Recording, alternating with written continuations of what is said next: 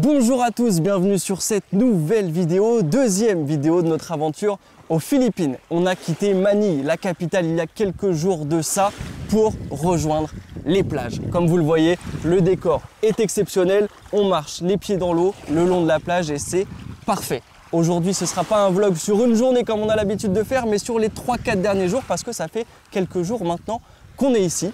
On a donc quitté la capitale il y a 3-4 jours de ça. On s'est rendu à l'aéroport de Manille pour rejoindre l'aéroport de Bicol qui se trouve dans la ville de Legazpi. Et une fois arrivé dans la ville de Legazpi, on a pris un taxi pour rejoindre la ville de Donzol. Et pourquoi on est à Donzol? C'est pour une raison bien particulière. Oui, alors déjà, on voulait vraiment faire les Philippines cette année. Donc quand j'ai préparé l'itinéraire pour les Philippines, j'ai vu qu'à Donzol, on pouvait voir les requins-baleines.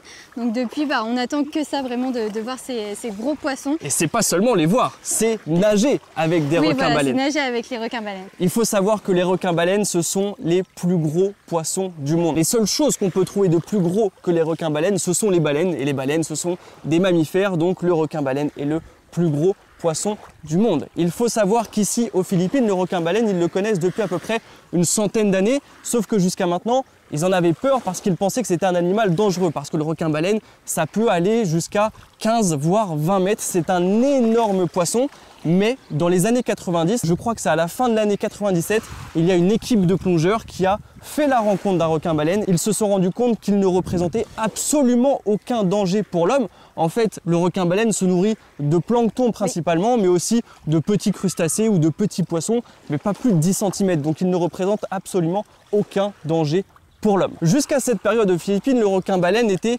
chassé pour différentes raisons, pour sa chair, mais aussi pour ses ailerons. Donc c'était un animal qui était tué à chaque fois qu'il était rencontré.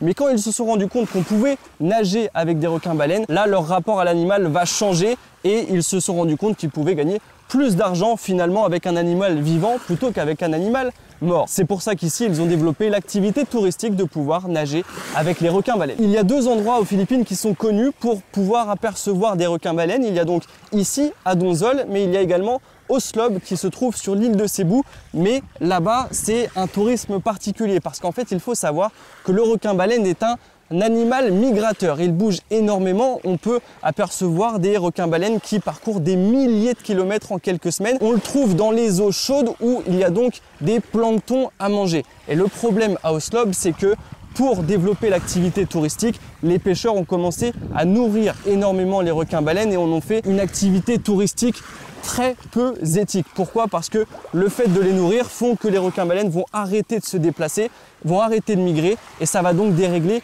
tout l'écosystème et on va avoir des requins-baleines quasiment domestiqués et c'est un gros problème. Donc si vous voulez voir des requins-baleines, effectivement à Oslob vous allez pouvoir en voir très facilement.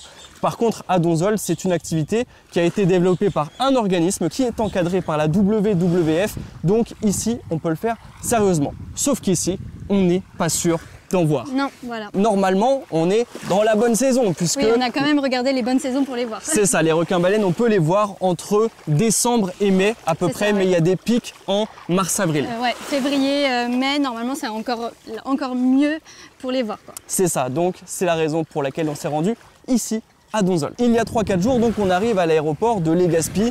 On change d'île parce que c'est beaucoup d'îles aux Philippines. Et là, on a un décor vraiment magnifique, de l'eau, des montagnes, des palmiers sur les montagnes. On arrive, c'est magnifique, on arrive à l'aéroport, on a un coucher de soleil avec le Mayone juste devant nous. Le Mayone, c'est un volcan en activité ici sur l'île où on est actuellement et il a la particularité d'être en cône totalement. Il est quasiment parfaitement symétrique et c'est assez impressionnant à voir.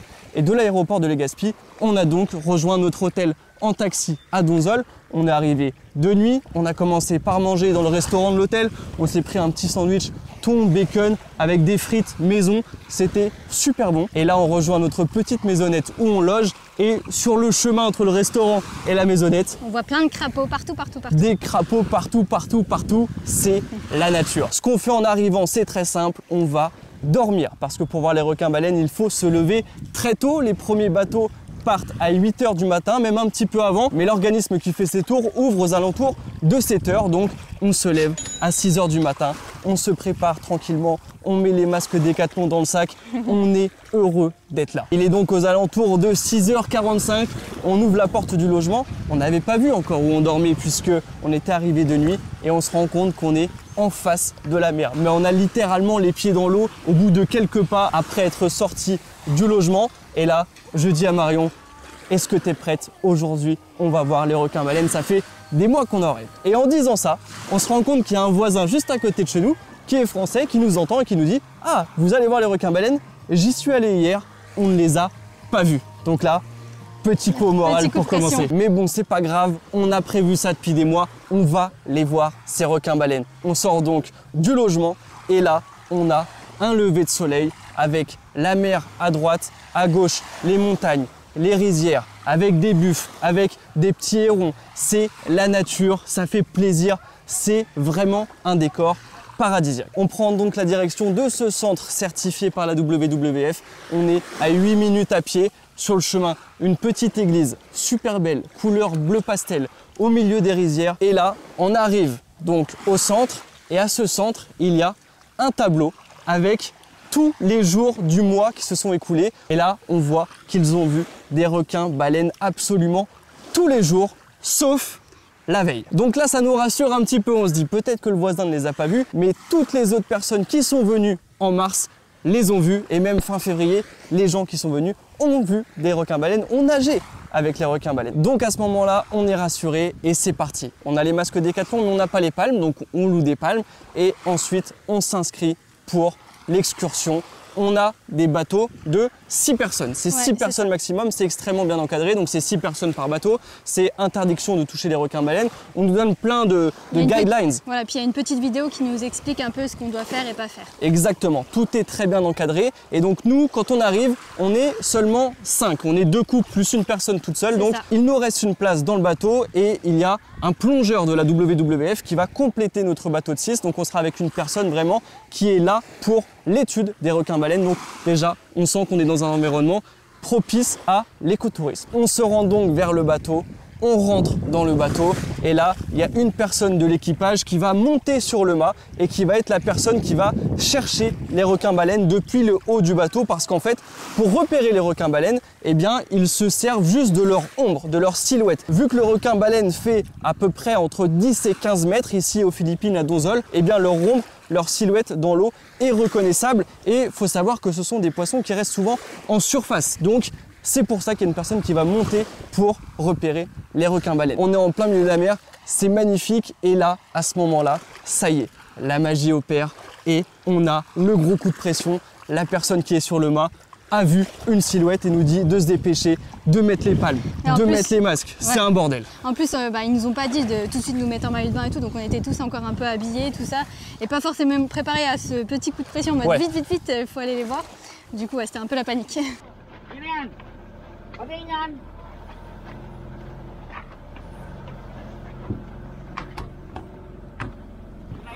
On est prêt, on a les masques, les palmes, on est prêt à sauter dans l'eau, prêt à vivre ce rêve de nager avec le plus gros poisson du monde. Et là, on attend 1 minute, 2 minutes, 3 minutes. On est excité, mais en même temps peur, parce qu'on va quand même sauter dans l'eau en plein milieu de l'océan et on va quand même rencontrer le plus gros poisson du monde.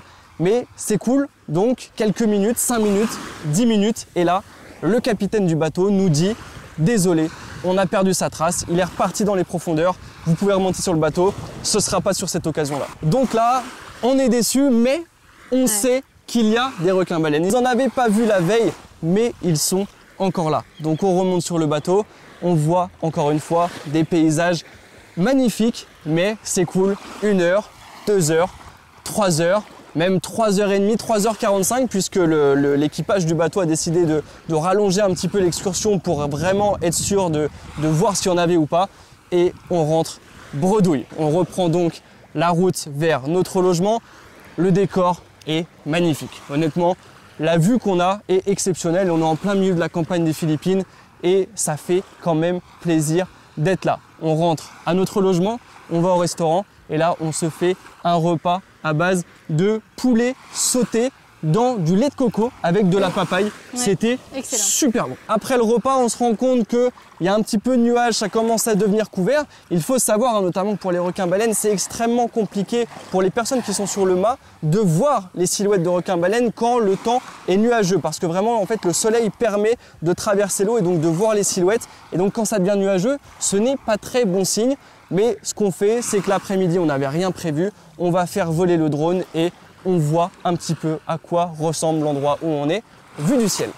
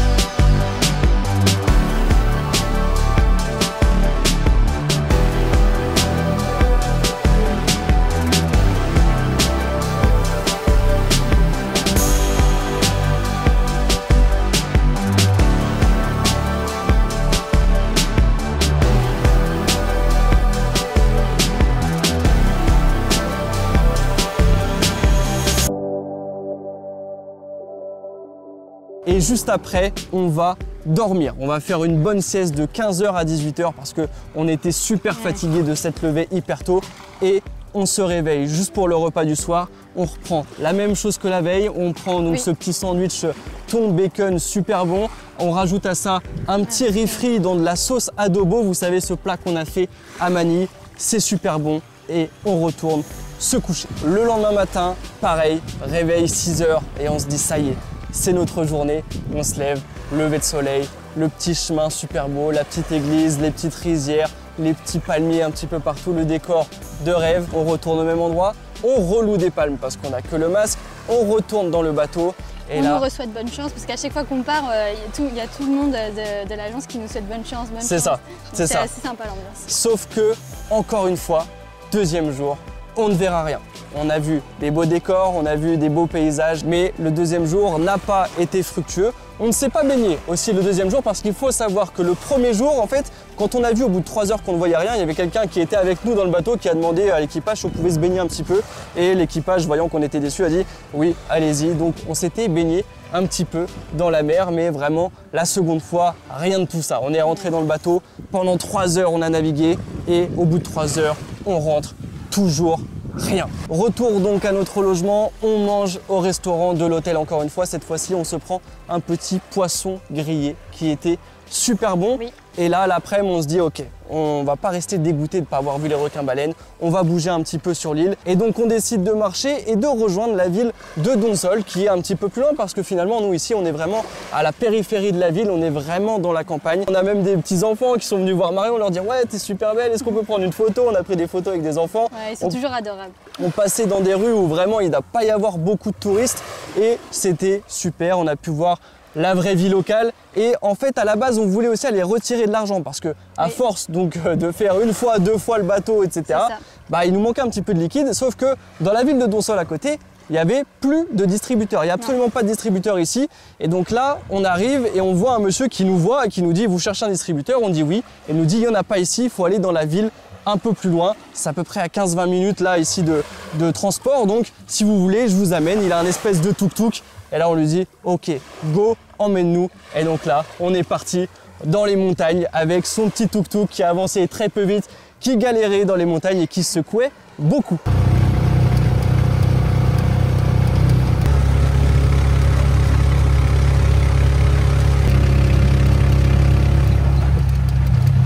On retire donc de l'argent, on est de retour dans la ville de Donsol, on refait le chemin qu'on avait fait à l'aller à pied.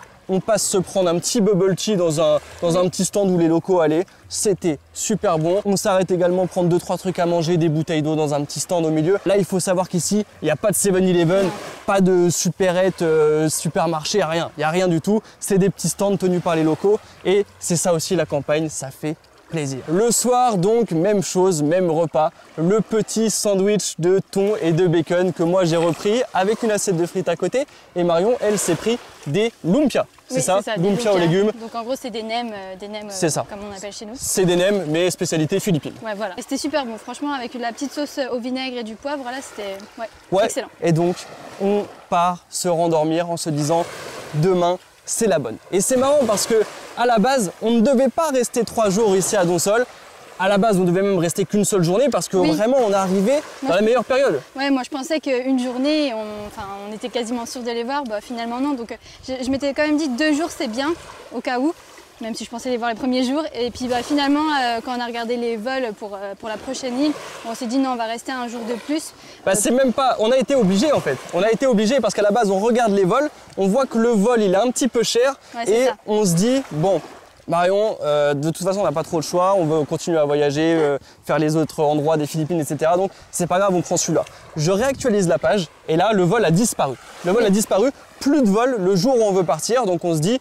Il fallait repasser par Manille, enfin bref, on est obligé de repartir le lendemain et donc là, on se dit, bah, finalement, c'est peut-être le destin. Je lui avais dit le premier jour à Marion, le premier jour, je lui ai dit, quand le voisin nous avait dit qu'il n'avait pas vu de requin-baleine, je lui ai dit, ça se trouve, c'est le destin qui nous a fait rester un jour de plus et ce sera ce dernier jour, ce 3e jour où on verra les requins-baleines. On se rend donc pour la 3e fois au centre qui organise les excursions en bateau. On monte sur le bateau et là, ça commence très fort. Déjà, le temps est beau, le ciel est bleu, il y a du soleil et on commence à voir un banc de dauphins, plein de dauphins vraiment beau, qui tournent autour du bateau et c'est magnifique.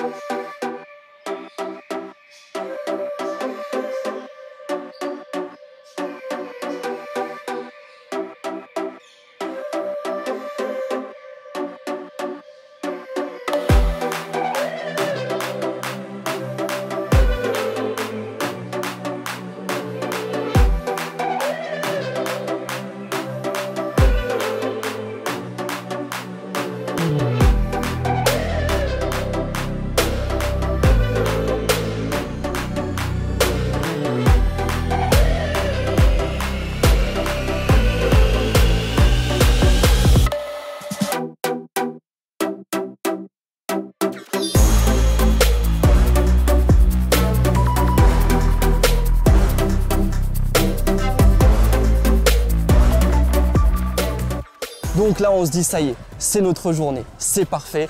On voit les dauphins, il y a même des poissons volants, des poissons sauteurs. Je ne sais même pas ce que c'est comme poisson. Si vous le savez, dites-nous en commentaire. Mais on a vu des poissons faire des bonds de plusieurs mètres en dehors de l'eau. C'était méga impressionnant. Et là, on se disait, ça y est, la faune est de retour dans la baie de Donsol. On va voir les requins-baleines. Et là, on voit la personne qui est sur le mât dire à l'équipage, là-bas, là-bas, là-bas, là-bas. Et là, on se regarde avec Marion, on se dit, ça y est, ça y est, ça y est, ça y est. On va vivre l'instant. Et là, le temps qu'on aille à l'endroit où il y avait le requin-baleine, il était reparti. On n'a rien vu. Et on a passé une 3e journée sans voir les requins-baleines. Et même, du coup, même l'agence, la dame qui nous voulait pas, ça, ils sont déçus pour nous parce qu'ils savent que ça fait 3 jours qu'on vient. Ils sont désolés pour nous. Et du coup, voilà, c'est comme ça. Même la petite dame qui nous a loué des pommes, elle nous a donné des petits gâteaux et tout. Trop sympa. Ouais, ils étaient déçus pour nous. C'est un rêve qui ne se réalise pas. Peut-être une prochaine fois. Mais c'était quand même sympa. On est rentré à l'hôtel, au logement, forcément super déçus. Mais si on lève la tête juste quelques secondes, franchement, quelle chance on a d'être là. Quelle chance on a d'être là, devant la mer, devant la plage, devant les montagnes, les palmiers. Le décor est magnifique, on est en pleine campagne. On a des animaux partout, c'est super beau. Et plutôt que d'être déçu, on se rend compte quand même de la chance qu'on a d'être ici aux Philippines. On est forcément déçu, mais ça nous rappelle aussi une chose, c'est que la nature n'est pas prévisible.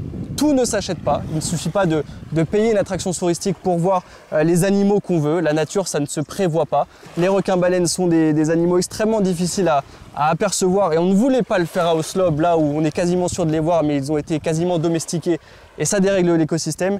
Ici, tout a été fait dans les règles de la nature et on est content de l'avoir fait comme ça, même si on n'a pas vu ce fameux plus gros poisson du monde. Donc voilà comment se termine notre séjour à Donsol.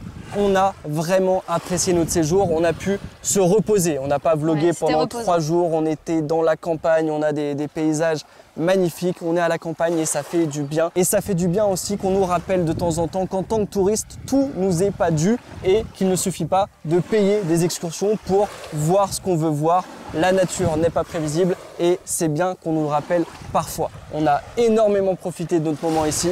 On ne peut avoir que de la gratitude de vivre tout ça et de vous partager tout ça. Si ce n'était pas pendant ces 3 jours, c'est que ça ne devait pas être pendant ces 3 jours. On reverra peut-être les requins-baleines dans des années, des dizaines d'années, on n'en sait rien, mais sachez que ça reste un rêve dans nos têtes et que on le réalisera un jour en vidéo sur cette chaîne et qu'on vous partagera ce moment où on nagera avec des requins-baleines. Et je pense que de toute façon, on verra plein d'autres belles choses ici aux Philippines. Évidemment, évidemment, on ne peut pas être déçu par rapport à ce qu'on est en train de vivre en ce moment. Donc pour ceux qui ne sont pas encore abonnés, il est encore temps de le faire. Il suffit de cliquer sur le bouton s'abonner, ça ne vous coûte rien et nous, ça nous soutient énormément. Pareil pour les likes, si vous avez apprécié cette vidéo, mettez un like sur cette vidéo. Pareil pour les commentaires, on vous le dit à chaque fois, vous le savez, non seulement vos commentaires nous font plaisir, mais en plus ils permettent de mettre les vidéos en avant. Donc n'hésitez pas à nous dire ce que vous avez pensé de cette vidéo. N'hésitez pas aussi à nous dire c'est quoi vous, vos rêves de voyage. Nous on avait voilà ce rêve là de nager avec les requins-baleines. Est-ce que vous avez un rêve enfoui, même si vous ne voyagez pas souvent, est-ce que vous avez ce rêve de dire un jour je ferai ça? On est vraiment curieux de le savoir et sinon, nous de notre côté, on continue notre route aux Philippines. On se retrouve très vite pour une prochaine vidéo. À la prochaine.